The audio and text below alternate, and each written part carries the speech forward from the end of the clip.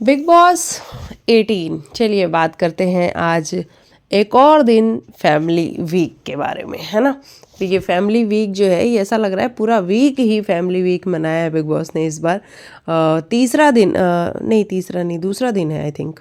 हाँ दूसरा दिन है। हाँ हाँ दूसरा ही दिन है, कल तीसरा दिन होगा। कल भी ये लोग आधा पार्ट दिखाएंगे क्योंकि बहुत सारे जो पार्ट्स हैं वो अभी रह गए हैं। जहाँ पे रजत का वो रोना है वो रह गया है, और अविनाश से जो विविन की बातचीत हो रही है वो रह गया, और आई थिंक एक आध चीज़ें और होंगी जो रह गया। अभी जो पेरेंट्स आए हैं वो घर से जाएंगे, ये सब भी आपको देखने को मिलेगा। तो इट मीन्स कि कल जब वीकेंड का वार शुरू होगा तो आई थिंक आधे से 45 मिनट हमें यही सारी चीज़ें देखने को मिलेंगी पिछला ही, और उसके बाद कहीं जाके वीकेंड का वार जो है वो स्टार्ट होगा। आपको बता दें कि ये जो वीकेंड के वार का प्रोमो आया है ये मुझे थोड़ा सा डिसअपॉइंटिंग लगा है, मुझे थोड़ा अजीब सा लग रहा है। वो उसकी वजह ये है कि क्या वाकई मेकर्स विवेन के साथ हैं। अगर साथ हैं तो जो ये काम्या पंजाबी आज आई हैं वो काम्या पंजाबी आई थिंक पहले ही आ जाती, 2-4 हफ्ते पहले आ जाती, 5 हफ्ते पहले आ जाती, 6 हफ्ते पहले आ जाती, तो मे बी विवेन का जो गेम है वो थोड़ा सा अपलिफ्ट हो जाता। अविनाश की नॉमिनेट करने के बाद वीकेंड के ही वार पे आके सलमान सर इस बारे में बात कर लेते कि अविनाश ने क्या किया तुम्हारे साथ विवेन, उसने तुमको छुरा मारा। लेकिन कभी भी इन सारी चीज़ों के बारे में बात नहीं की गई। हालांकि मैं ये सब बोल के ये नहीं डिफेंड करना चाहती हूँ कि विवेन की गलती नहीं है। ऑफ कोर्स विवेन की गलती है, क्योंकि उसकी वाइफ आके उसको क्लियरली समझा के गई थी। नोरान क्लियरली बोल के गई थी कि अविनाश से, ईशा से, उनको चुगली गैंग कहा जाता है, उनसे दूर रहो। वो बैक बिचिंग करते रहते हैं, वो बहुत सारी ऐसी चीज़ें करते हैं जो तुम्हारे मुंह पे नहीं करते हैं। करण और शिल्पा से भी दूरी रखो, वो लोग भी अच्छे नहीं हैं, सही नहीं है। तो वो सारा सब कुछ क्लियर करके गई थी, लेकिन विवेन का जो गेम है वहाँ भी ऊपर जाने की बजाय और नीचे गया। अब कल जब वो नौरान घर के अंदर आई थी तो भी चीज़ें कुछ ऐसी ही थी कि नहीं समझ में आ रहा है विवेन को। हालांकि अब विवेन थोड़ा सा, आज अविनाश आप देख रहे थे कितना परेशान घूम रहा था घर के अंदर। उसको है कि मैं विवेन से बात करूं, मैं विवेन से बात करूं, लेकिन विवेन है कि बात करने को रेडी ही नहीं है। तो इट मीन्स कि नौरान के समझा के जाने के बाद से उसको समझ में आया है कि हाँ भाई आज तक मेरे साथ जो भी हुआ है वो मेरी गलती की वजह से हुआ है, शायद मैं गलत था, इसी वजह से ये सारी चीज़ें मेरे साथ हुई हैं। और अब वो बात करने को तैयार नहीं है। और आप देख रहे हो कि उसके ना बात करने से, विवेन के ना बात करने से अविनाश और ईशा की क्या हालत हो रखी है। मतलब दोनों इतने परेशान हो चुके हैं कि भाई किसी भी तरीके से विवेन बात कर ले, क्योंकि वो बिल्कुल लॉस्ट से नज़र आ रहे हैं, गुम नज़र आ रहे हैं, है ना। तो ये वाली सारी चीज़ें हो रही हैं। बाकी कल के वीकेंड के वार के बारे में हम थोड़ा कल बात करेंगे। मैंने हालांकि एक वीडियो बनाई है, अगर आप देखना चाहते हो तो मेरे चैनल पे पढ़िए, जाके देख लो, ये जो प्रोमो आया है उससे रिलेटेड। चलिए हम आज के एपिसोड के बारे में बात कर लेते हैं। आज घर के अंदर आई करणवीर की सिस्टर, चुम की मम्मी, रजत दलाल की मम्मी, कशिश की मम्मी, और श्रुतिका के हस्बैंड है अर्जुन। जी हाँ, वो अर्जुन जो भाई इतने टाइम से चर्चा में थे, अर्जुन अर्जुन अर्जुन बैंकॉक, है ना, काफ़ी टाइम से चर्चा में थे। फाइनली हम उस अर्जुन से मिल लिए, देख लिए उस अर्जुन को, और भाई क्या बॉन्ड है दोनों हस्बैंड वाइफ का। मुझे मज़ा आया दोनों को देख, और दोनों की आंख में जो आंसू थे ना, लिटरली वो हमारे हार्ट को भी मेल्ट कर रहे थे, और हमें भी ऐसा, मतलब हमारी भी आंखें गीली हो रही थी कि वाह यार, हस्बैंड वाइफ का रिलेशन ऐसा ही होना चाहिए, जहाँ पे आप एक दूसरे को इतना ज़्यादा मिस करते हो कि जब मिलो तो आंखें गीली हो जाती हैं, है ना। तो ये वाला सारा मामला था।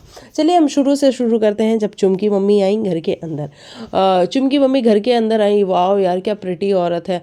मतलब मुझे बहुत अच्छा लगा चुम की मम्मी को देख करके। मुझे ऐसा लग रहा था ना जैसे कि मतलब वो देखने से ही इतनी स्ट्रांग नज़र आ रही थी ना, उनको देख के ऐसा फील हो रहा था कि शी इज़ वेरी स्ट्रांग, कि वो बहुत ज़्यादा स्ट्रांग है, मैं फिज़िकली मेंटली, मुझे बहुत अच्छी लगी। और जिस तरीके से चुम बात करती है, जिस तरीके से चुम अपनी बातों को रखती है, सेम एटीट्यूड, सेम तरीका आंटी का भी है, और मुझे बहुत प्यारी लगी। मुझे एक चीज़ समझ में नहीं आई, आज जब चुम की मम्मी घर के अंदर आई, ये पूरे घर वालों को क्या हो गया था। मतलब पूरे घर वाले रिश्ता करा के ही मान बनने वाले थे क्या करण का? मतलब मुझे समझ नहीं आया, आंटी के आगे तुम लोग थोड़ा सा तो रुक सकते थे ना, क्योंकि वो खुद भी ऑकवर्ड फील कर रही थी, वो खुद भी अजीब सा फील कर रही थी। और ऑब्वियस सी बात है ना कि वो जिस जगह से आती हैं वहाँ पे लोग इतने ओपन माइंडेड नहीं हैं, उनको नहीं ये सारी चीज़ें समझ में आती हैं कि आप किसी शो में जाओ और वहाँ पे आपका कुछ ऐसा चले, और मम्मी भी आके उस चीज़ को प्रेस कर रही हैं, तो वो नहीं उस चीज़ को समझ पा रही थी और उनको भी ऑकवर्ड फील हो रहा था। लेकिन घर में शिल्पा जी, अविनाश, ईशा, श्रुतिका, ये सभी लोग लगे पड़े हुए थे कि किस तरीके से आचुम और करण की जो है बात है उसको डन करा ही दिया जाए। मुझे वो चीज़ थोड़ी सी अजीब लगी। और बिग बॉस तो मतलब एक अलग ही टेंजेंट पे है आजकल, कंटिन्यू बोले जा रहे हैं, करण अच्छा मैं तो माइक चेक कर रहा था, करण आप ठीक हो, करण चाय, Karan coffee, Karan oh my god, Bigg Boss इतना इंटरफेयर कैसे करने लग गए भाई, बहुत ज़्यादा टू मच इंटरफेयर कर रहे थे। तो मुझे वो चीज़ थोड़ी सी अजीब लगी, क्योंकि आंटी ऑकवर्ड हो रही थी, वो बार बार इग्नोर कर रही थी करण के टॉपिक्स को। और ये अगर देखो भाई किसी के पेरेंट के लिए ऑकवर्ड होना ना, ये सिचुएशन मुझे थोड़ी सी अजीब लगी। तो घर वालों को भी समझना चाहिए था, बच्चे थोड़े बन जाएंगे यार, और अगर आप लोग बच्चे बने हुए हो तो जो बाहर से पेरेंट आया वो भी तो बच्चा नहीं बन जाएगा ना। तो आप लोग को आई थिंक ये वाली चीज़ समझनी चाहिए थी। उसके बाद आती हैं गुल्लू की मम्मी, जी हाँ रजत दलाल की मम्मी, गुल्लू मेरा बेटा, गुल्लू मेरा बेटा, गुल्लू गुल्लू गुल्लू मेरा बेटा। भाई और रजत की आंखों से जो आंसू निकले हैं वो भी देख के बहुत मज़ा आया, बहुत अच्छा लगा आंटी को देख करके। और आंटी बिल्कुल ऐसा लग रहा था कि हमारे ही घर परिवार का हिस्सा हैं, और मतलब अपनी सी लग रही थी, अपना अपना जैसा अपनापन आ रहा था उनको देख करके। और वो जिस तरीके से सभी से मिली हैं, ईशा से मिली हैं, मतलब सभी से मिली हैं, वो चाहत से, विविन से, शिल्पा, करण, जो सभी से वो इतने प्यार से मिली हैं, वो चीज़ मुझे काफ़ी अच्छी लगी। उसके बाद से वो अपने बेटे से बार बार पूछ रही थी, बेटा तुझे किसी ने दुखी तो नहीं किया ना, बेटा तुझे किसी ने दुखी तो नहीं किया ना। वो कह रहा है मम्मी आपको क्या लगता है कि मुझे कौन यहाँ दुखी कर लेगा, कोई दुखी नहीं करेगा मम्मी, मैं लोगों को दुखी करता हूँ, मुझे कोई दुखी नहीं कर सकता, मैं खुद को ही दुखी कर सकता हूँ, मैं ही वो इंसान हूँ जो खुद को दुखी कर सकता हूँ। और ये बात सच है। तो ये वाली सारी चीज़ें हमें देखने को मिली। लेकिन आंटी से ना मुझे ये थोड़ा सा अजीब सा लगा कि चुम की मम्मी भी वहीं बैठी हुई थी, और आंटी ने जो जिस तरीके से वो बाथरूम वाला इंसिडेंट निकाला ना कि हाँ तुम दोनों बहुत अच्छे लगते हो बाथरूम में जाते हुए, वो माय गॉड, चुम की मम्मी बिल्कुल वो शॉक हो गई कि ये इसने क्या बोल दिया। और ऑब्वियस सी बात है ना, देखो एक पेरेंट बैठी हुई है अपने बच्चे के साथ और आप ऐसी बातें कर रहे हो। वो सरकास्टिक था, आंटी की बात वो सरकास्टिक थी, और मुझे थोड़ी सी अजीब सी लगी कि नहीं बोलना चाहिए था। और चुम की मम्मी ने देन एंड देयर क्लियर भी किया कि ठीक है भाई, दुनिया समाज बाहर लोग बहुत सारी बातें करते हैं, लेकिन हमें पता है ना, मुझे पता है, इसके फादर को पता है कि हमारा बच्चा कैसा है, हमारी बेटी कैसी है, तो हमें कोई चिंता वाली बात है नहीं। और मुझे वो चीज़ थोड़ी सी अजीब लगी कि नहीं ये बातें नहीं होनी चाहिए थी।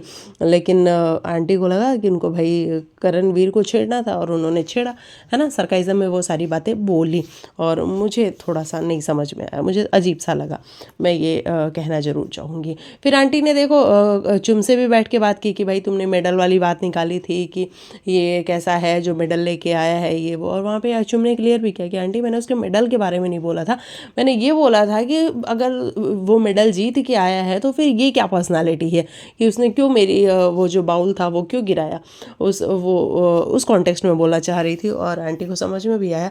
हालांकि देखो आंटी ने ना सबसे जाके बात की है, रजत की मम्मी ने सभी से जाके बात की है और सब कुछ सॉल्व करने की कोशिश की है। फिर वो करण के पास भी गई, करण से भी बैठ के उन्होंने बात की, और करण ने उनको समझाया भी कि ठीक है आंटी ये सारी चीज़ें मैं समझता हूँ, और ठीक है अगर आपको बुरा लगा हो कि मैंने ऐसी कोई बात की है जो नहीं करनी चाहिए थे, वो शर्मिंदा वाली बात कि इसके माँ बाप तो शर्मिंदा है कि अगर मैंने झूठ बोला है, तो अगर आपको ऐसा लगता है तो मैं उसके लिए सॉरी हूँ, लेकिन आंटी प्लीज़ मैं भी इस रास्ते पे था कभी, और जब मैं था तो मेरी मम्मी मेरे से बात नहीं करती थी, मेरी मम्मी ने मेरे से बात करना बंद कर दिया था, तो आप भी प्लीज़ अगर ऐसा करो तो रजत बहुत ही प्यारा बच्चा है, वो भी सुधर सकता है, ऐसा हो सकता है। तो आंटी वहाँ पे एक्सेप्ट कर रही थी इस बात को कि हाँ ठीक है, लेकिन मैं ये समझना चाहती हूँ कि हर माँ बाप अपने बच्चे के लिए बेस्ट करते हैं, और कोई भी माँ बाप ना ये नहीं चाहता कि उसका बच्चा गलत रास्ते पे जाए, ये तो बात तय है, कोई भी माँ बाप नहीं चाहते हैं, और उसको गलत रास्ते से सही रास्ते पे लाने के लिए हज़ार प्रयत्न माँ बाप करते ही करते हैं। तो आई थिंक उन्होंने भी बहुत सारी कोशिशें की होंगी, और ये सारी चीज़ें मुझे लगता है, लेकिन हाँ वो एक्सेप्ट नहीं कर रही थी इस बात को, और कोई भी माँ बाप नहीं करते हैं, कोई भी माँ बाप नहीं करते हैं, नेशनल टेलीविज़न पे बैठ के थोड़े ही ना करेंगे कि हाँ मैंने समझाया था अपने बेटे को, लेकिन फिर भी वो माना नहीं। तो ठीक है, ये करण को ऐसा लगा कि मुझे ये बातें करनी चाहिए, तो करण ने की। बाकी मुझे नहीं लगता कि आंटी ने समझाया नहीं होगा, समझाया ज़रूर होगा, डेफिनेटली समझाया होगा, क्योंकि हर माँ बाप का ये फ़र्ज़ है कि वो अपने बच्चे को अगर गलत रास्ते पे है तो उसको सही रास्ते पे लेके आए, और उसके लिए वो बहुत सारी चीज़ें करते हैं। कई बारी बच्चे सही रास्ते पे आ जाते हैं, कई बारी नहीं आ पाते हैं। बाकी अब रजत का जो एटीट्यूड है, जो तरीका है घर के अंदर, काफ़ी अच्छा है, और अगर रजत ऐसे ही बाहर भी अपनी ज़िंदगी परस्यू करता है तो भाई कमाल का बंदा है रजत दलाल। तो ये सारी चीज़ें हमें देखने को मिली। उसके बाद से कशिश की मम्मी घर के अंदर आती हैं, और कशिश की नहीं, करण की बहन आती है। करण की बहन की भी बात कर रहे थे भाई, करण की बहन टू कॉपी करण है। मतलब ऐसा लग रहा है ना कि बस वो लड़का है, ये लड़की है, अंतर बस इतना ही है, बाकी सेम शक्ल, सेम नहीं, हाइट तो लंबी है सिस्टर की आई थिंक, और बहुत प्यारी सी हैं। और उन्होंने करण को समझाने की भी कोशिश की कि देख करण, तू बहुत अच्छा कर रहा है, बहुत बढ़िया जा रहा है, बस हमें ट्रॉफ़ी चाहिए और हम चाहते हैं कि तू ट्रॉफ़ी लेके आए। लेकिन वो जो इंसिडेंट हुआ था इमरजेंसी टास्क के दौरान, वहाँ पे अविनाश ने वो ट्रिमर उठाया था, लेकिन बाल किसने उतारे? तूने उतारा, तो क्यों वो तू नहीं करता? लेकिन वहाँ मुझे लगता है कि मतलब करण की सिस्टर को कि ठीक है ना, कोई दिक्कत वाली बात नहीं है, दोनों अपने अपने टेंशन में थे, अपना अपना वहाँ पे मेल ईगो हर्ट हुआ दोनों का, और वो सारी चीज़ें हमें देखने को मिली। और ठीक है, अगर करण वैसा नहीं करेगा तो फिर वो जो पिछले 5-6 हफ्ते था वही वाला करण बन जाएगा, तो ठीक है। और करण ने कहा भी कि ठीक है बहन, तू अगर कुछ इम्प्रूवमेंट की बात है तो बता, बाकी जो मैं कर रहा हूँ उसमें मत कुछ बोल, अदरवाइज फिर चीज़ें उल्टी सीधी हो जाएंगी। और वो चीज़ मुझे सही लगी। तो ये सब कुछ हमें देखने को मिला। कशिश की मम्मी आई घर के अंदर, और कशिश की मम्मी आके भाई वो भी एक जोन से आ रही थी कि मुझे किसी से शिकायत है घर में, तो वो अविनाश है, और अविनाश के पास गई और उन्होंने अविनाश को सुनाया कि बेटा चीज़ें सॉल्व हो सकती थी, आप एक बार कह देते कि हाँ कशिश ऐसा ऐसा ऐसा है, और चीज़ें सॉल्व हो जाती। लेकिन देखो फिर अगर हम उस टॉपिक में घुसते जाएंगे तो हमें यही समझ में आएगा कि ईशा गई थी कशिश के पास कि कशिश चलो बात कर लो अविनाश से, लेकिन कशिश नहीं आई। नेक्स्ट डे भी अविनाश और सारा गए थे बात करने के लिए, लेकिन कशिश ने बात नहीं की, और उसके बाद जो चीज़ हुआ वो आप सबने देखा, हम सब ने देखा। तो इसमें हम ज़्यादा घुसते नहीं हैं, लेकिन करण जरूर घुसा आज, और मुझे वो चीज़ थोड़ी सी अजीब सी लगी कि करण क्या ज़रूरत है घुसने की। मतलब किसी के पेरेंट आते हैं तो हम उनका वेलकम करते हैं, लेकिन ये क्या एटीट्यूड था कि कशिश की मम्मी आई तो तुम उनका वेलकम तो कर रहे हो, लेकिन एक मतलब वो केस तुम उठा के ले आए, वो केस सही था ना आंटी, आपने देखा ना मैं कैसे लड़ा, मैं लॉयर था। नहीं, मुझे वो चीज़ थोड़ी करण की अजीब सी लगी, और वो नहीं होना चाहिए था। लेकिन करण तो करण है भाई, करण को लग रहा था कि नहीं मैं ऐसा करूँगा तो मैं अच्छा दिखूँगा, लेकिन नहीं, करण तो वहाँ पे गलत दिख रहे थे। और जो कि चीज़ मुझे अच्छी भी नहीं लगी, कशिश भी बार बार कह रही थी ये तो मिट्टी का तेल है, ये तो है ही ऐसा, हर चीज़ को भड़का देता है, आग लगा देता है, और ये सारी चीज़ें बहुत क्लियरली हमें नज़र आई। और वहाँ पे करण आप गलत थे, और ये हमें कहने में कोई प्रॉब्लम नहीं हो रही है ना। तो करण आपको ये ऐसा नहीं करना चाहिए था जो आपने आंटी के साथ किया, मतलब कशिश की मम्मी के साथ किया, क्योंकि वो भी तो गेस्ट थी ना, जैसे बाकी सबके पेरेंट्स गेस्ट थे वैसे ही कशिश की मम्मी भी गेस्ट थी, तो उनके साथ ये चीज़ें नहीं होनी चाहिए थी। लेकिन फिर भी करणवीर मेहरा ने वो सब कुछ किया, जहाँ पे अविनाश बल्कि डरा हुआ था कि भाई रहने दो, क्यों उठा रहे हो इस बात को, क्योंकि अविनाश को था कि भैया ये बात उठेगी फिर से नया हंगामा घर में शुरू हो जाएगा, तो मत उठे इस बात, ये वाली बात। तो ये वाली सारी चीज़ें हमें देखने को मिल तो रही थी। उसके बाद से घर के अंदर आते हैं अर्जुन। ओ माय गॉड, अर्जुन और श्रुतिका का बॉन्ड नेक्स्ट लेवल था। मुझे बहुत अच्छा लगा अर्जुन और श्रुतिका का बॉन्ड देखिए। एक हस्बैंड वाइफ का जो रिलेशन होता है वो इतना ही खूबसूरत होता है, जहाँ पे आंखों में आंसू थे दोनों के, और दोनों एक दूसरे को हक करके रो रहे थे। बहुत खूबसूरत बॉन्ड था। लेकिन श्रुतिका क्या पागल हुई पड़ी थी भाई, बिना मतलब कि चीखे मारे जा रही है कंटिन्यू। मतलब ऐसा लग रहा था घर में जो सबसे छोटा बच्चा है ना वो श्रुतिका है, और वो बनी हुई थी श्रुतिका। तो ये सारी चीज़ें हमें देखने को मिली। हालांकि अर्जुन ने भी आके बहुत सारी चीज़ें क्लियर की कि तुम कभी उस टीम की प्रायोरिटी थी ही नहीं। और ये बात कहीं ना कहीं देखो सच भी है कि श्रुतिका कभी भी उस टीम की प्रायोरिटी नहीं थी, क्योंकि श्रुतिका की प्रायोरिटी चुम के अलावा कोई और नहीं था। तो जब ये बताओ, श्रुतिका की जब प्रायोरिटी चुम के अलावा कोई और नहीं होगा तो बाकी लोग कैसे अपनी प्रायोरिटी श्रुतिका को बनाएंगे? नहीं बनाएंगे ना। स्टार्टिंग के डेज में आपने देखा होगा कि ये सब एक हुआ करते थे, लेकिन श्रुतिका ही वो थी जिसको शिल्पा से प्रॉब्लम हुई, जिसको करण से प्रॉब्लम हुई, और उसके बाद ये प्रॉब्लम कंटिन्यू बढ़ती ही गई। और एक टाइम ऐसा आया जब दिग्विजय के जाने के बाद श्रुतिका को रियलाइज़ हुआ कि भैया अब तो बिग बॉस भी अपने पीछे पड़ चुके हैं, तो अब चुपचाप से जहाँ हो वहाँ चुपचाप बैठी रहो। और श्रुतिका को ये भी पता है कि हम जीतने वाले तो हैं नहीं, तो इससे अच्छा है कि चुपचाप जितने दिन है शांति से बैठे रहें और कोई दिक्कत वाली बात है नहीं। अर्जुन ने ये भी कहा कि तुम टाइम गॉड थी लेकिन फिर भी तुम नॉमिनेटेड हो। वहाँ पे श्रुतिका ने कहा कि हाँ मैंने एक्सपेक्ट करना छोड़ दिया है, कि अगर मैं एक्सपेक्ट करती तो मैं हर्ट होती, लेकिन मैंने छोड़ दिया है वो चीज़, क्योंकि श्रुतिका को पता है कि अब जितने दिन अपनी गाड़ी चल रही है यहाँ पे चल रही है फिर तो हम बाहर हो ही जाएंगे। ये वाली सारी चीज़ें बहुत क्लियरली नज़र आई। और अर्जुन ने ये वाली बात भी की कि मैं अगर अपने टॉप 2 बताऊंगा तो तुम शॉक हो जाओगी, और मुझे जो लोग नहीं पसंद है 2 लोगों के नाम अगर मैं वो बताऊंगा तो तुम शॉक हो जाओगी।